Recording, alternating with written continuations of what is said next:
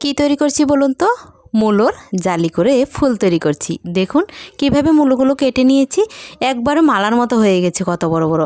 তাহলে চলুন কিভাবে করেছি সেটাই আপনাদের সাথে শেয়ার করব। মূলো দিয়ে জালি সবাই তৈরি করে, আবার অনেকে কিন্তু এই কায়দাটা জানে না। আমার শ্বশুরবাড়িতেও আমি ছাড়া আর কেউই এই জালিটা কাটতে পারে না। ভাগ্যবশত আমি ওটা বাপের বাড়ি থেকে শিখে এসেছি, সেই জন্যই আমি কাটতে পারি। দেখুন আমি এবার আপনাদের সাথে শেয়ার করছি কিভাবে মূলোর জালি কাটি। এক্ষেত্রে আপনি মোটা মূলও নিতে পারেন, আবার এরকম সরু সাইজের মূলও নিতে পারেন। তবে এই মূলগুলো দিয়েই আমি আপনাদেরকে মোটা মূলো দিয়ে কিভাবে কাটবেন সেটাও দেখাবো, আবার সরু মূলো হলে কিভাবে কাটবেন সেটাও দেখাবো। এই মূলোটা যে নিয়েছি সেটা দিয়ে আমি গোল গোল করে কেটে নেব। প্রথমে এটাকে পরিষ্কার করে নিচ্ছি। দুই সাইডে একটু শিকড় বেরিয়ে আছে, শিকড়গুলো কেটে পরিষ্কার করে ফেলে দিচ্ছি।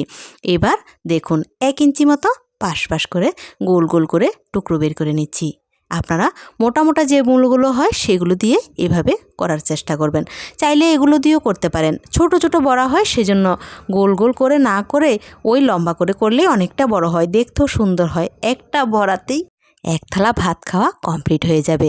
দেখুন আমি প্রথমেই গোল মূলাটাকে কেটে নিচ্ছি। একটা পাশ কেটেছি, দেখুন সোজাসুজি করে এভাবে আমি দেখুন কিভাবে কেটে নিয়েছি। আপনারা কথার থেকে একটু দেখুন বেশি। দেখুন নিচের সাইডে কিন্তু একটু মতো রেখে দিয়েছি জোড়া, সবটা কাটিনি। এক পাশে সোজা করে কেটে নিয়েছি। এবার অপর পাশে কাটবো, একটু তেসরা করে কাটছি, মানে একটু কোনোকুনি করে কাটছি, সোজাসুজি কাটছি না। দেখুন অপর পাশে এভাবে কোনোকুনি করে কাটার ফলে কিন্তু এটা হয়ে গেছে। এই দেখুন কি সুন্দর হয়ে গেছে। এটাকে যখন লবণ দিয়ে মাখিয়ে রাখবেন আধা ঘন্টা, তখন দেখবেন এটা আরও বেশি লম্বা হয়ে যাবে। ঠিক একই রকমভাবে আমি আরও একটি কাটছি, আপনারা লক্ষ্য করুন। প্রথমটা কাটবেন একদম সোজা করে, বারবারই বলছি, আর পরেরটা কাটতে একটু কোনাকুনি করে কাটবেন পরের পিঠে, তাহলে হয়ে যাবে একদম সোজা। একটু প্র্যাকটিসের প্রয়োজন, তারপরে হয়ে যাবে। দেখুন কত সুন্দর হয়েছে। এবার আমি আপনাদেরকে দেখাবো ওই সরু মূলগুলো দিয়ে কিভাবে কাটবেন। এই দেখুন প্রথমে এই মূলটাকেও আমি পরিষ্কার করে নিচ্ছি, তারপর মাঝখান বরাবরে 2 টুকরো করে কেটে নেব। আজকের রেসিপিতে ওই রান্নার থেকে কাটার প্রসেসটাই বেশি শেখার বিষয়। যদি চান আপনারা এই ভিডিওটা দেখে আপনারা কাটাটা শিখে নিতে পারেন। দেখুন এটাকেও এবার কাটছি। কি করে কাটছি? প্রথম সাইড যেটা দেখালাম সেই সাইডে চাপিয়ে কাটবো, পেছন দিকে একটু কম থাকবে, সামনের দিকে বেশি কাটবো, পেছন দিকে কাটা হবে না। দেখুন ঠিক সোজা সোজা করে আমি একটা পাশ বরাবরে এভাবে কেটে নিচ্ছি। অপর পাশটা কিন্তু কাটা হচ্ছে না, জোড়ায় লেগে আছে। এবার সবটাকে যদি চান একটা বড় ফুলের মতো হোক, তাহলে সবটাকে জোড়া রাখার চেষ্টা করবেন, নতুবা এই মূলটাকেও 2 টুকরো করে নিতে পারবেন। দেখুন এবার অপর পাশটা উল্টো করে দিয়ে অপর পাশটা একটু কোনাকুনি করে কাটবো। এবার দেখুন অপর পাশটা নিয়ে নিলাম, একটু কোনাকুনি করে কাটছি। দেখুন কীরকম কোনাকুনি, এরকম কোনাকুনি করে কেটে নিচ্ছি। এবার সবটাকে সুন্দরভাবে এইভাবেই কেটে নেব। প্রথম প্রথম কাটতে গেলে একটু ভেঙে যাবে, এতে কোনো ব্যাপার না, এটা কয়েকবার অভ্যাস করলেই শিখে যাবেন।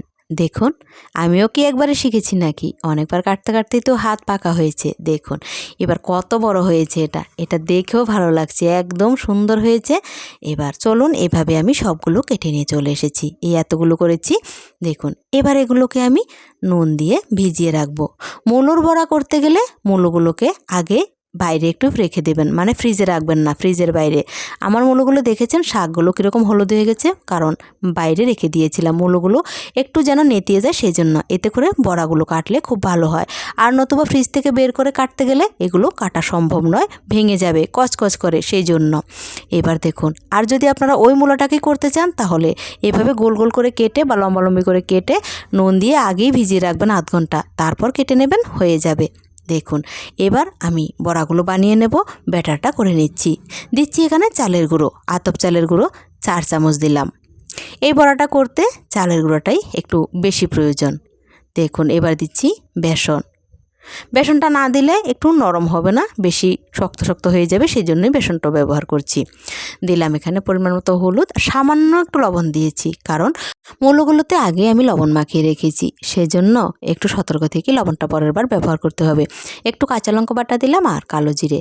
এবার জল দিয়ে ব্যাটারটা গুলে নেব। ব্যাটারটা একটু পাতলা করবেন না, ব্যাটারটা একটু ঘন রাখার চেষ্টা করবেন। এবার আমি ব্যাটারটাকে মিশিয়ে নেব। একটা চামচের সাহায্য নিয়েছি, চাইলে আপনারা ব্লেন্ডারের সাহায্য করতে পারেন। এবার খুব ভালোভাবে ব্যাটারটা করে নেব। ব্যাটারটা হয়ে গেলে, যখন হয়ে যাবে, তখন বড়াটা ঠিক করার আগ মুহূর্তে একটু বেকিং সোডা ব্যবহার করব। আপনারাও চেষ্টা করবেন একদম শেষ মুহূর্তে, যদি আগে থেকে সব কিছু রেডি করে রাখেন তবে বেকিং সোডাটা পরে ব্যবহার করার জন্য রেখে দেবেন। ওই তৈরি করার 5 মিনিট আগে মেশাবেন, তারপর তৈরি করবেন। এতে আপনি যে কোনো বড়া বা পকোড়া তৈরি করতে গেলে যে ক্রিস্পি ভাবটা, এর ফলাফলটা খুব ভালো পাবেন। দেখুন এবার সবগুলো মূলা নিয়ে চলে এসেছি। মূলাগুলো কীরকম দেখুন নরম হয়ে গেছে, অনেকটা জল বেরিয়েছে, জলগুলো ফেলে ভালোভাবে ধুয়ে নিয়ে চলে এসেছি। এবার দেখুন এই যে বড় বড় মূলাগুলো করেছিলাম কি বড় হয়ে গেছে, দেখুন যেন একটা মালা হয়ে গেছে, একবারে মালার মতো। এই দেখুন কত সুন্দর হয়েছে। এবার চলুন বড়াগুলো বানিয়ে নিই। এরকম একটা প্যানে আমি বড়াগুলো করব, কারণ প্যানে করতে অনেকটা সুবিধা, অনেকগুলো দেওয়া যায় একটু ছড়িয়ে ছিটিয়ে। দেখুন এবার ব্যাটারটাকে আরও একটু গুলে নিচ্ছি। যখন আপনি মেখে রেখে দেবেন এটা কিন্তু একটু বসে যেতে চায়, সেজন্য একটু মাখিয়ে নিয়ে তারপর বড়াগুলো করবেন। প্রথমে আমি বড় বড়াগুলো দিচ্ছি, মানে যেগুলো দিয়ে ফুল তৈরি করব বলেছিলাম। কীভাবে ফুলটা তৈরি করি আপনারা একটু খেয়াল করুন। দেখুন ব্যাটারের মধ্যে আমি লম্বা যে মূলোটা হয়েছে জালিটা সেটা দিয়ে দিলাম প্রথমে। এবার এটাকে দেখুন ফুল সহকারে কিন্তু আপনি তুলতে পারবেন না, ওইটাকে আপনাকে প্যানে দিয়ে তারপর ফুল বানাতে হবে। কিভাবে করছি দেখুন, এই দিয়ে দিলাম তেলের মধ্যে। এত ঠান্ডা পড়েছে যে এই গরমটা হাতে লাগাতে একটু অসুবিধা হচ্ছে না। দেখুন তৈরি করে নিয়েছি একটা মূলোর জালি দিয়ে ফুল। এবার আরও একটা দিয়ে দিলাম। এরকম করে আমি বেশ কয়েকটা দিয়ে দেব। প্রথমবারে 3-4টের বেশি হবে না, কারণ এরকম করে তৈরি করলে প্যানে বেশি জায়গা হবে না। এগুলো যেহেতু একটু বড় বড় হয়, আর একটা বড়াতেই দেখবেন আর কিচ্ছু লাগবে না, ভাত এক থালা এমনিতেই খেয়ে নেওয়া যাবে, যদি আপনি বড়া ভালোবাসেন তবে, আর নতুবা নয়। দেখুন এই দিয়ে দিলাম। দেখুন কত সুন্দর হয়েছে। চাইলে এইভাবে তৈরি করতে পারেন বা লম্বা লম্বিভাবেও তৈরি করতে পারেন, আপনাদের ইচ্ছে। দেখুন এবার একদম লো ফ্লেমে কিন্তু এই বড়াগুলোকে ভেজে নিতে হবে। 5-7 মিনিট এইভাবে লো ফ্লেমে রেখে দিয়েছি। কিছুক্ষণ পর আমি এভাবে উল্টে নিচ্ছি। দেখুন অনেকটা তেল দেওয়া আছে, ছিটকে গায়ে পড়বে, তাই সেজন্য হাত দিয়ে কিন্তু উল্টে দিচ্ছি। হাত দিয়ে উল্টোতে একটু অসুবিধা হচ্ছে না। বাইরে প্রচণ্ড কুয়াশা, তখন সকাল 10টা বাজে, একটুও রোদ ওঠেনি, প্রচণ্ড ঠান্ডা। হাত দিয়ে সবগুলো বড়া আমি এভাবে উল্টে পাল্টে দিয়েছি। সবগুলো উল্টে পাল্টে দিয়ে আবারও আমি লো ফ্লেমে বেশ কিছুক্ষণ রেখে দেব। এইবার বড়াগুলো 2 পিঠি হয়ে গেছে, আমি দেখুন একটু নেড়ে চেড়ে দিয়ে তারপর নামিয়ে নিচ্ছি। কেমন লেগেছে আপনাদের আজকের আমার এই মূলোর জালি দিয়ে ফুল রেসিপি অবশ্যই কমেন্ট বক্সে লিখে জানাবেন।